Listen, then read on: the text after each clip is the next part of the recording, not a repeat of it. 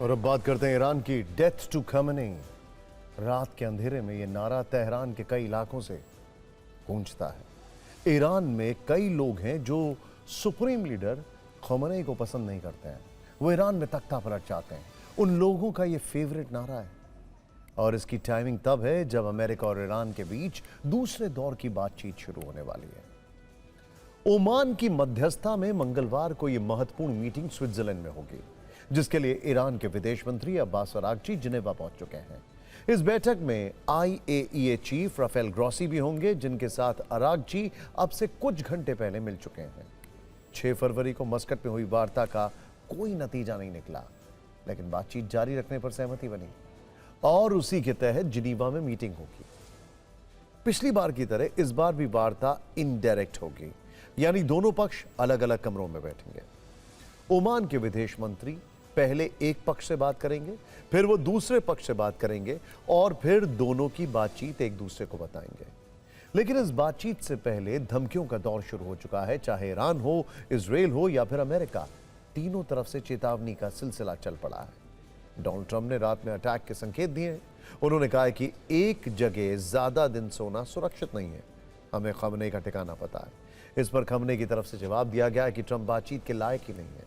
Iran के chief of staff major general Syed Abdul Rahim Mousavi ने Trump को धमकी देते हुए कहा है कि ऐसा सबक सिखाएंगे कि इतिहास याद रखेगा। वहीं इजराइल के पीएम बेंजामिन नेतन्याहू ने शर्त रखी है कि ईरान का परमाणु ढांचा पूरी तरह से खत्म होना चाहिए। लेकिन ईरान के उप विदेश मंत्री माजिद रवांची का कहना है कि बैलिस्टिक मिसाइल प्रोग्राम पर कोई बातचीत नहीं होगी। इतनी धमकियों के बीच जिनेवा में मीटिंग रूम तैयार है। हालांकि इसके नतीजे क्या होंगे ये तो कल पता चलेगा या शायद बाद में। लेकिन ईरान में खमेनी के खिलाफ किस तरह आग भड़की हुई है, ये रिपोर्ट देखें। Death to Khamenei,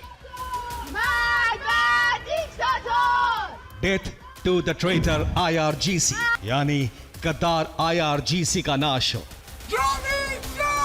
IRGC murderers मतलब हत्यारी IRGC, ये 3 नारे ईरान के शहरों में सुने जा रहे हैं, जिनमें सुप्रीम लीडर के खिलाफ गुस्सा है, उनकी सबसे भरोसेमंद फौज के लिए आक्रोश है। रात के अंधेरे में ये आवाज गूंजने लगती है। लेकिन ऐसा नहीं है कि खमेनी एंड टीम के खिलाफ ये पूरे मुल्क की आवाज है, बल्कि ये वो लोग हैं जो सत्ता परिवर्तन चाहते हैं, जिन्हें शाह रजा पहलवी का समर्थक माना जाता है। वो परिवार जिनका इस्लामी क्रांति से पहले ईरान पर शासन हुआ करता था। गली गली, शहर शहर ये नारे लग रहे हैं, आगजनी हो रही है। पश्चिमी ईरान के अब्दानान में प्रदर्शनकारियों ने IRGC अधिकारियों के घर पर धावा बोल दिया। उन अफसरों को टारगेट किया जिन्हें वो देश में हुए प्रदर्शन को बंदूक के दम पर कुचलने का गुनहगार मानते हैं। ईरान का दावा है कि खमेनी के खिलाफ चल रहे विद्रोह के पीछे अमेरिका का हाथ है। वो विद्रोह भड़काकर मौजूदा शासन को कमजोर दिखाना चाहते हैं ताकि तेहरान पर कंट्रोल किया जा सके। एक बार कंट्रोल का मतलब है परमाणु के साथ मिसाइल कार्यक्रम बंद और तेल सप्लाई पर नियंत्रण, जो ईरान को कतई मंजूर नहीं है। जिनेवा पहुंचे विदेश मंत्री अब्बास अरागची ने कहा, मैं ये स्पष्ट कर देना चाहता हूं कि ईरान के मिसाइल और डिफेंस सिस्टम समझौते का विषय नहीं है। इस पर कभी बातचीत नहीं होगी। ईरान की यही जिद इजराइल को पसंद नहीं आ रही। ट्रंप से बातचीत के बाद नेतन्याहू ने ईरान से डील के लिए 4 शर्तें रख दी। पहली, संवर्धित यूरेनियम को ईरान से बाहर करना होगा। दूसरी, ईरान को अपना परमाणु ढांचा पूरी तरह खत्म करना होगा। तीसरी, मिसाइलों की रेंज 300 किलोमीटर से कम हो ताकि वो इजराइल तक ना पहुंच सके। और चौथी, प्रॉक्सी गुटों को समर्थन देना बंद करना होगा।